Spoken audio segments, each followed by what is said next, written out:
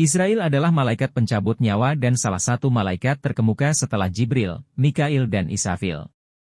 Nama Israil tidak pernah disebut dalam Al-Quran.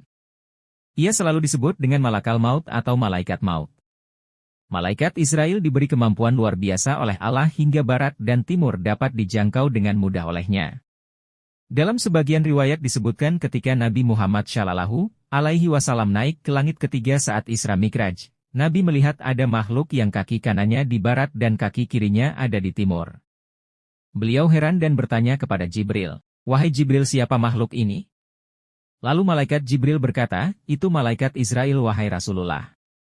Ketika malaikat Israil menjalankan tugasnya mencabut nyawa makhluk-makhluk dunia, ia akan turun ke dunia bersama-sama dengan dua kumpulan malaikat yaitu malaikat rahmat dan malaikat azab. Pasukannya berjumlah sebanyak jumlah manusia dan makhluk di muka bumi.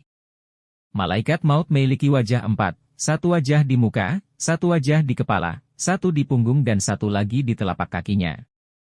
Dia mengambil nyawa para nabi dari wajah kepalanya, nyawa orang mukmin dengan wajah mukanya, nyawa orang kafir dengan wajah punggung dan nyawa seluruh jin dengan wajah tapak kakinya. Imam Al-Qurtubi dalam kitab Tadskirah menceritakan kisah malaikat Israil ketika mencabut nyawa manusia.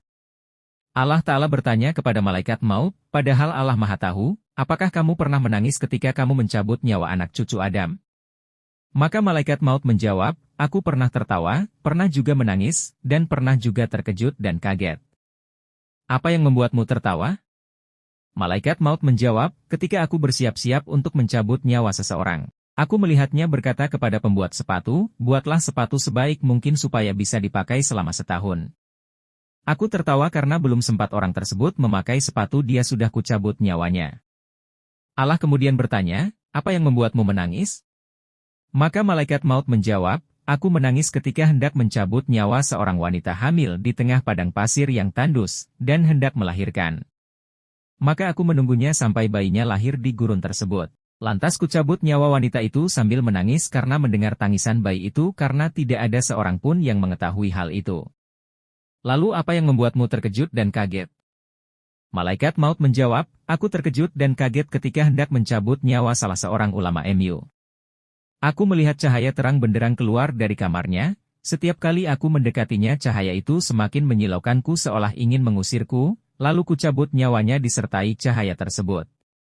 Allah bertanya lagi, apakah kamu tahu siapa lelaki itu? Tidak tahu, ya Allah. Sesungguhnya lelaki itu adalah bayi dari ibu yang kau cabut nyawanya di gurun pasir gersang itu.